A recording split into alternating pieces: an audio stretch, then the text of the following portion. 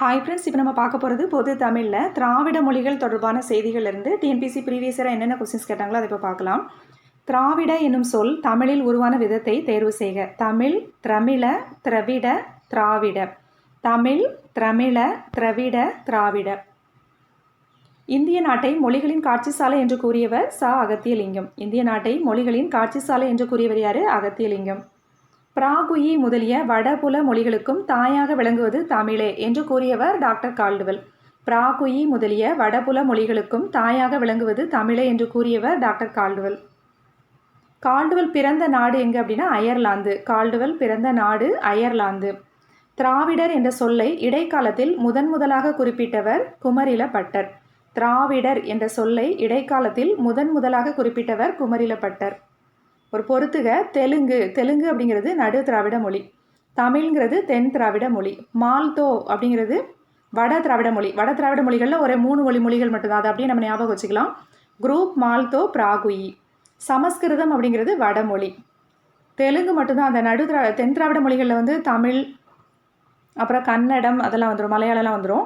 இதில் பார்த்தோன்னா தெலுங்கு மட்டும் நடு திராவிட மொழி, இது மட்டும் நம்ம ஞாபகம் வச்சுக்கணும். இந்த நடு திராவிட மொழிகளில் மற்ற மொழிகள்லாம் பார்த்தோன்னா யாரையாவது திட்டுனா எப்படி திட்டுவோம், அந்த மாதிரி திட்டுற மாதிரியே இருக்கும் அதை பார்த்தா. இந்த தெலுங்கு மட்டும் நடு திராவிட மொழிகளில் வித்தியாசமாக இருக்கும். நம்ம நடு திராவிட மொழிகள் அது வந்து நம்ம தென் திராவிட மொழிகளில் நம்ம சேர்த்துடக்கூடாது. தெலுங்கு மட்டும் நடு திராவிட மொழி, அது மட்டும் நம்ம ஞாபகம் வச்சுக்கணும். அதே மாதிரி பார்த்தோன்னா வட திராவிட மொழிகளில் வந்து 3 மொழிகள் தான். வட திராவிட மொழிகளில் குரூப், மால்தோ, பிராகுயி இந்த 3 மொழிகள் தான் வரும். இப்போ ஆன்சர் வந்து டி. குரூப், மால்தோ, பிராகுயி என்பன வட திராவிட மொழிகள். குரூப், மால்தோ, பிராகுயி என்பன வட திராவிட மொழிகள். நடு திராவிட மொழிகள் எதெல்லாம் அப்படின்னா கதபா, பெங்கா, கோயா. நடு திராவிட மொழிகள் கதபா, இதில் கொடுத்துருக்கிறதுல கதபா, பெங்கா, கோயா. கால்டுவெல் தமிழகத்தில் வாழ்ந்த இடம் எது அப்படின்னா இடையன்குடி. கால்டுவெல் பிறந்த இடம் தான் அயர்லாந்து பார்த்தோம்ல, அயர்லாந்து. அவர் தமிழ்நாட்டில் வாழ்ந்த இடம் பார்த்தோன்னா இடையன்குடி. 1856 திராவிட மொழிகளின் ஒப்பிலக்கணம் என்ற நூலை எழுதியவர் கால்டுவெல்.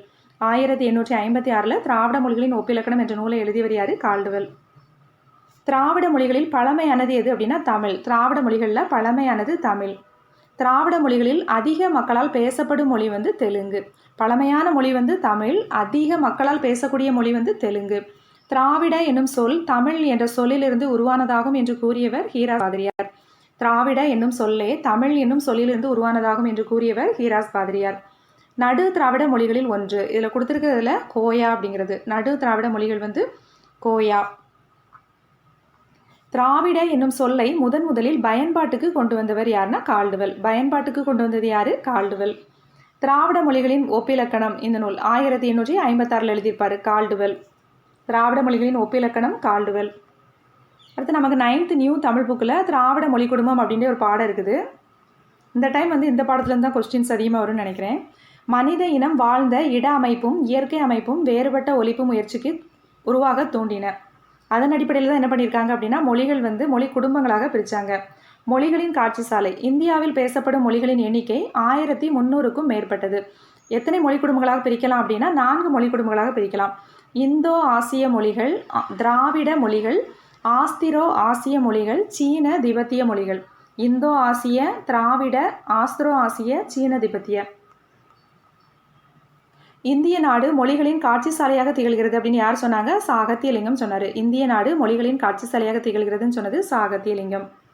உலகில் குறிப்பிட்ட பழமையான நாகரிகங்களுள் இந்திய நாகரிகமும் ஒன்று அப்படிங்கிறது எந்த அகழ்வாய்வுக்கு பிறகு உறுதிப்படுத்தப்பட்டுள்ளது அப்படின்னா மொஹஞ்சதாரோ ஹராப்பா அகழாய்வுக்கு பிறகு உறுதிப்படுத்தப்பட்டுள்ளது. உலகில் குறிப்பிடத்தக்க பழமையான நாகரிகங்களுள் இந்திய நாகரிகமும் ஒன்று அப்படிங்கிறது ஹராப்பா மொஹஞ்சதாரோ அகழாய்வுக்கு பிறகு உறுதிப்படுத்தப்பட்டுள்ளது. இதை திராவிட நாகரிகம் என்றும் அறிஞர்கள் கருதுகின்றனர். திராவிடர்கள் பேசிய மொழி தான் திராவிட மொழி அப்படிங்கிறோம். திராவிடம் என்னும் சொல்லை முதலில் குறிப்பிட்டவர் யாரு? குமரில பட்டர். ஆனால் அதை பயன்பாட்டுக்கு கொண்டு வந்தவர் தான் யாரு? கால்டுவெல். அதாவது திராவிடம் அப்படிங்கிற சொல்லை முதலில் குறிப்பிட்டவர் அதாவது முதலில் அப்படின்னு கேட்டால் அது வந்து குமரில பட்டர். அதை பயன்பாட்டுக்கு முதல்ல கொண்டு வந்தது தான் யார் அப்படின்னா கால்டுவெல். தமிழ் என்னும் சொல்லிலிருந்து தான் திராவிடா என்னும் சொல் பிறந்தது அப்படிங்கிறது மொழி ஆராய்ச்சியாளர்கள் சொல்கிறாங்க. ஹீராஸ் பாதிரியார் என்ன சொன்னார்? இம்மாற்று தமிழ், தமிழா, தமிழா, ட்ரமிழா, ட்ரமிழா, திராவிடா, திராவிடா. இது வந்து புது புக்கில் கொடுத்துருக்காங்க. நமக்கு அந்த ஓல்டு கொஸ்டினில் கேட்டிருந்தது பார்த்தீங்கன்னா தமிழ், திரமிழ, திரவிட, திராவிட அப்படிங்கிறது பார்த்தீங்கன்னா அது ஓல்டு புக்கில் கொடுத்துருப்பாங்க. இப்போ நியூ புக்கில் என்ன கொடுத்துருக்காங்கன்னா தமிழ், தமிழா, அடுத்து தமிழா, தமிழா அந்த லா மட்டும் மாற்றிருக்காங்க.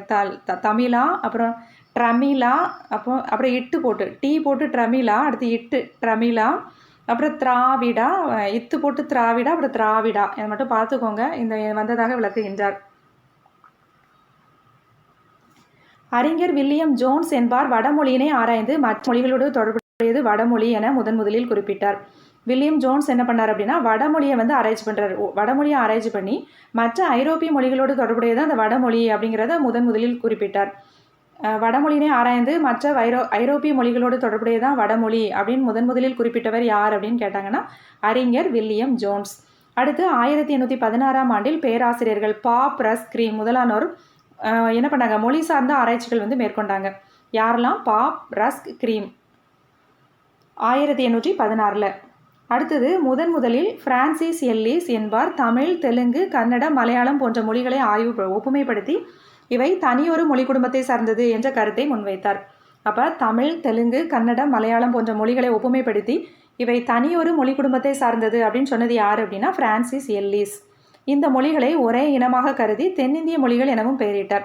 இந்த மொழிகளுக்கு தென்னிந்திய மொழிகள் அப்படின்னு பெயரிட்டதும் யார் அப்படின்னா பிரான்சிஸ் எல்லிஸ். அடுத்தது ஹோக்கன் என்பார் இந்த மொழிகள் அனைத்தையும் இணைத்து தமிழியன் என்று பெயரிட்டார்.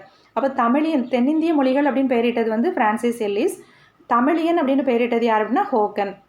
மார்க்ஸ் முல்லரும் இதே கருத்தை தான் கொண்டிருந்தாராம். அதாவது ஹோக்கன் சொல்கிற அதே தமிழின் அப்படிங்கிற இதே கருத்தை தான் வந்து மார்க்ஸ் முல்லரும் கொண்டிருந்தார். அடுத்தது நம்ம மொழிகளை வந்து 3ஆக பிரிக்கிறோம். தென் திராவிட மொழிகள், நடு திராவிட மொழிகள், வட திராவிட மொழிகள் அப்படின்னு வகைப்படுத்தியிருக்கோம். தென் திராவிட மொழிகளில் என்னெல்லாம் இருக்குது அப்படின்னா தமிழ், மலையாளம், கன்னடம், குடகு, துளு, கோத்தா, தோடா, கொரகா, இருளா. நம்ம தென் திராவிடமும் வட திராவிடமும் படிச்சுட்டு நடு திராவிடத்தில் தெலுங்கு மட்டும் பார்த்தா போதும். மீதி எல்லாமே பார்த்தோன்னா அது இதில் இல்லாதது தான் அதில் இருக்கும். அவ்வளோதான், அப்படி ஞாபகம் வச்சுக்கலாம்.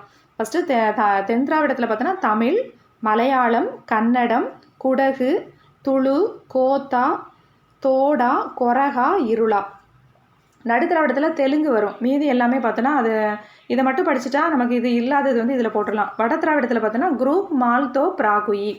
வட திராவிடத்தில் குரூப் மால்தோ பிராகுயி, நடு திராவிடத்தில் தெலுங்கு வரும். இது மட்டும் நல்லா கண்டிப்பாக ஞாபகம் வச்சுக்கணும். தெலுங்கு நடு திராவிடத்தில். இந்த பட்டியலில் எத்தனை மொழிகள் இருக்குது அப்படின்னா 24 மொழிகள் இருக்குது.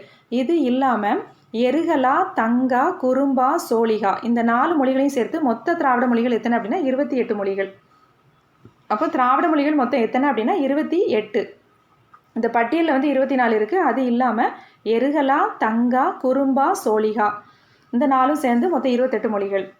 தமிழ் வடமொழியின் மகள் அன்று, அது தனி குடும்பத்திற்கு உரிய மொழி. சமஸ்கிருத கலப்பின்றி அது தனித்து இயங்கும் ஆற்றல் பெற்ற மொழி. தமிழுக்கும் இந்தியாவில் பிற மொழிகளுக்கும் தொடர்பு இருக்கலாம் அப்படின்னு சொன்னது யாருன்னா கால்டுவெல். தமிழ் வந்து வடமொழியின் மகள் அன்று, அது தனி குடும்பத்திற்கு உரிய மொழி. சமஸ்கிருத கலப்பின்றி அது தனித்து இயங்கக்கூடிய ஆற்றல் பெற்ற மொழி.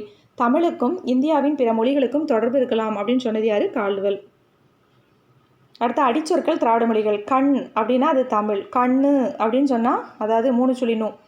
மலையாளம், கன்னடம் அதே இது 2 சுழினும். கண்ணு அப்படின்னு சொன்னோம் அப்படின்னா தெலுங்கு, குடகு. ஹன் அப்படின்னு போட்டோன்னா அது வந்து குரூக்கு. கென் அப்படின்னு சொன்னோன்னா அது பர்ஜி. கென் அப்படின்னா பர்ஜி. கொன் அப்படின்னா அது தோடா. கொன் அப்படின்னா தோடா. கண் அப்படின்னா தமிழ். கண்ணு அப்படின்னா அது மலையாளம், கன்னடம். கண்ணு 2 சுழி போட்டோன்னா அது தெலுங்கு, குடகு. அதே மாதிரி ஆயுத எழுத்து ஹன் அப்படின்னு சொன்னோன்னா அது குரூக்கு. கென் அப்படின்னா அது பர்ஜி. கொன் அப்படின்னா தோடா. அடுத்தது திராவிட மொழிகளில் எண்ணு பெயர்கள் எந்த மாதிரி இருக்குன்னு பார்க்கலாம். 3 அப்படின்னு சொன்னோன்னா அது தமிழ். 3 அப்படின்னு சொன்னோன்னா அது மலையாளம். மூடு அப்படின்னு சொன்னால் அது தெலுங்கு. மூறு அப்படின்னு சொன்னால் அது கன்னடம். மூஜி அப்படின்னா அது வந்து துளு. அடுத்து அந்த இலக்கண இலக்கிய நூல்கள் வந்து எப்போ உருவாச்சு அந்த மொழிகளில் அப்படிங்கிறத பார்க்கலாம். தமிழில் இலக்கியம் வந்து சங்க இலக்கியம்தான். அது பார்த்தோன்னா காலம் பொது ஆண்டுக்கு முன் 5ஆம் நூற்றாண்டுலேருந்து பொது ஆண்டு 2ஆம் நூற்றாண்டு அளவில் உருவாச்சு. அதாவது தமிழில் சங்க இலக்கியம் அது பொது ஆண்டுக்கு முன் 5லேருந்து பொது ஆண்டு 2ஆம் நூற்றாண்டு. இலக்கணம் வந்து தொல்காப்பியம். இது வந்து பொது ஆண்டுக்கு முன் 3ஆம் நூற்றாண்டு அளவில்.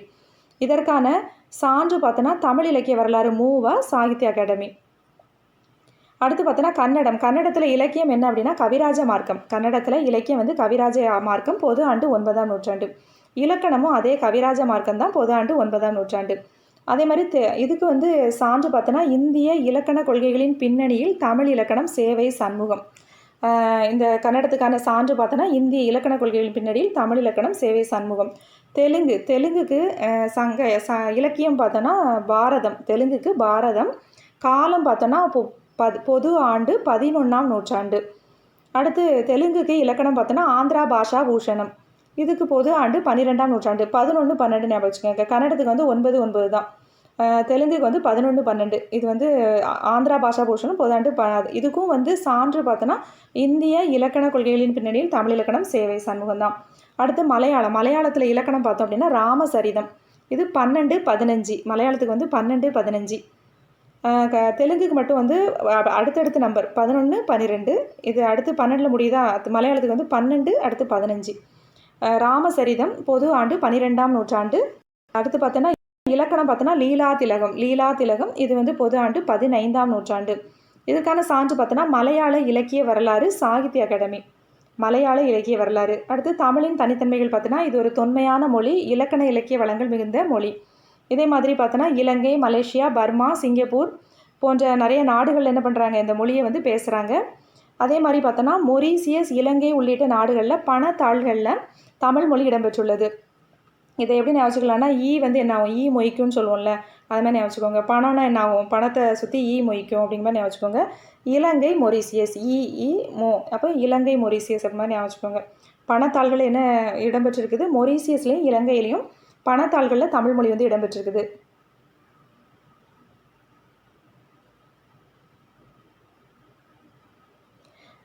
இதுக்கு அடுத்து உங்களுக்கு என்ன வீடியோ தமிழில் வேணும் அப்படிங்கிறத கமெண்ட்ஸில் சொல்லுங்கள். அந்த வீடியோ வந்து அப்லோட் பண்ணுறேன்.